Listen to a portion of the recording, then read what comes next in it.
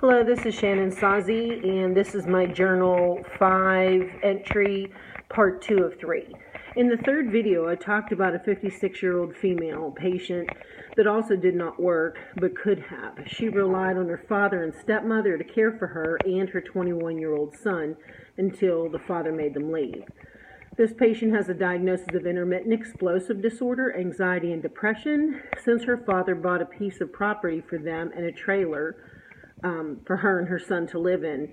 This patient has complained and states she hates her father, wishes he was dead because he would not do more to provide for her and her son. Also, she complains of her son needing to work too hard to support them both. This patient tends to blame her father for every problem in her life. In reflection, she could have other diagnoses, including borderline personality disorder. I believe that this patient harbors anger at her father for his infidelity with the woman he married after her mother's death, which is now her stepmother. Her stepmother had been her father's mistress for years.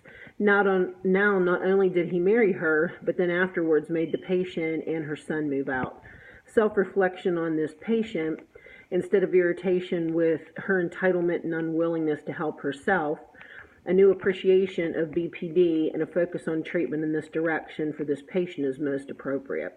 Lastly, in the fourth video, the 54-year-old female patient with bipolar depressive type is in crisis due to a loss of spouse, financial, and emotional support.